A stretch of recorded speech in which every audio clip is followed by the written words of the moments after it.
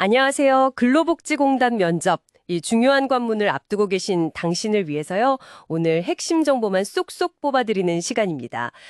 면접 준비 진짜 어디서부터 어떻게 해야 할지 좀 막막하시죠? 네, 맞아요. 특히 근로복지공단 면접은 필기점수만으로는 사실 안심할 수가 없고요. 면접에서 충분히 역전이 가능하니까 정말 철저한 준비가 중요합니다. 역전이라. 네.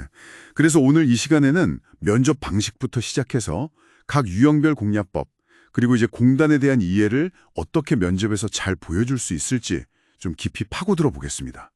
좋습니다.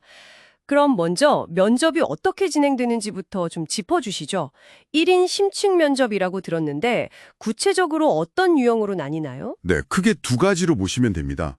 첫째는 경험행동 면접. 그러니까 과거의 구체적인 행동 경험을 통해서 미래의 역량을 예측하는 방식이고요.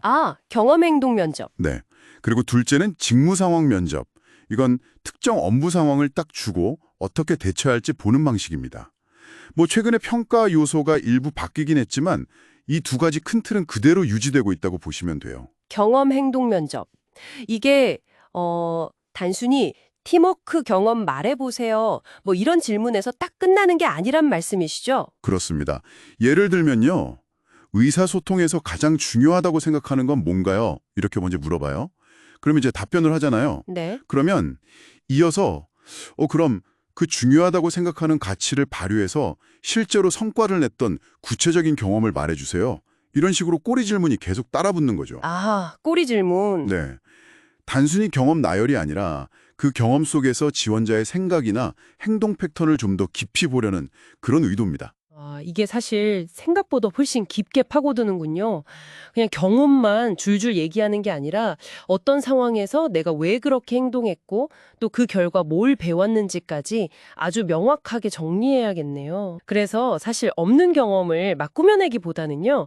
본인의 실제 경험 속에서 공단 업무랑 연결될 수 있는 역량 있잖아요. 네네. 예를 들어 문제 해결 능력이라든지 고객 응대 마인드 아니면 원칙 준수 자세 같은 거요. 이런 걸 잘 발굴해서 솔직하고 일관성 있게 어필하는 게 중요합니다. 솔직함과 일관성. 그리고 규칙을 안 지키는 동료를 설득해야 한다면 어떡할 건가요? 이런 식의 질문에도 대비가 좀 필요하고요.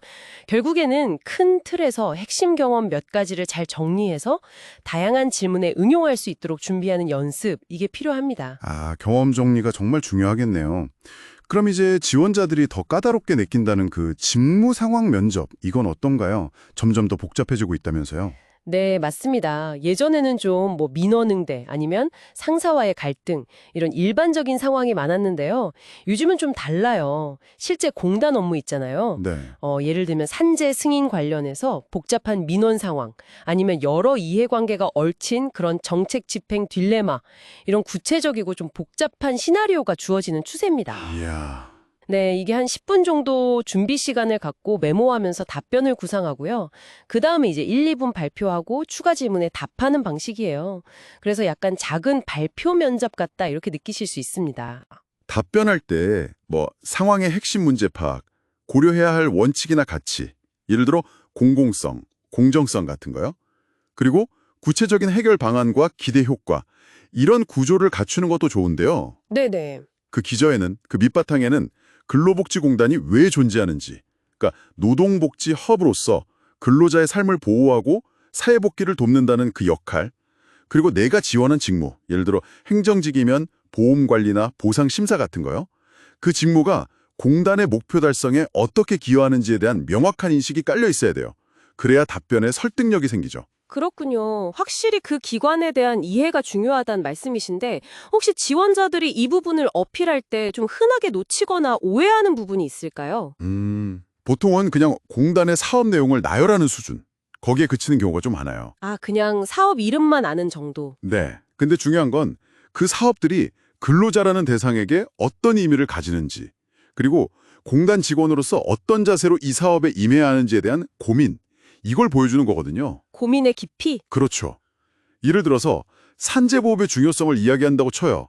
그럼 단순히 이런 제도입니다 설명하기보다는 재해 근로자분들의 어려움에 공감하고 공단이 그분들에게 정말 든든한 버팀목이 되어야 한다. 이런 관점을 녹여내는 식이죠. 아하, 단순 정보 암기가 아니라 가치랑 연결하는 게 중요하군요. 와, 근데 이게 실제 면접처럼 제한된 시간 안에 복잡한 상황에 분석하고 또 논리적으로 발표하는 연습, 이게 참 어려울 것 같아요.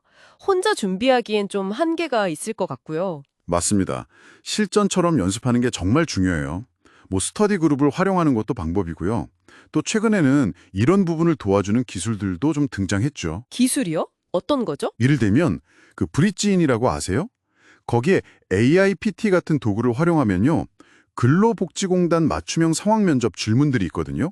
이걸 실제 면접처럼 시간 딱 재면서 풀어볼 수 있어요. 실전 감각을 키우는 거죠. 오, AI PT요? 네, AI가 답변 내용이나 뭐 발표 태도 같은 거에 대해서 피드백도 주니까요.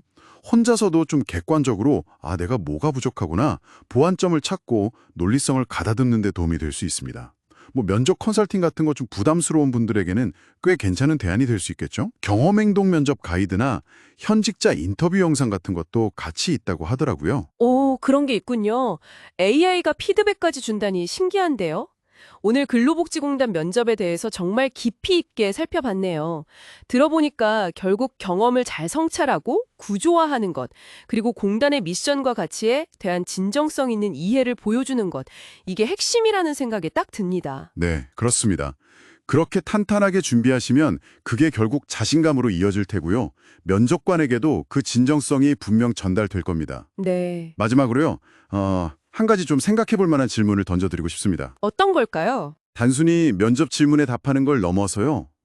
근로복지공단의 존재 이유인 근로자, 한 사람 한 사람에 대한 당신의 진심 어린 공감과 헌신, 이걸 어떻게 보여줄 수 있을지 그 방법을 한번 고민해 보시면 어떨까요? 아, 공감과 헌신을 어떻게 보여줄 것인가? 깊은 질문이네요. 오늘 말씀 정말 감사합니다. 당신의 성공적인 면접을 진심으로 응원합니다.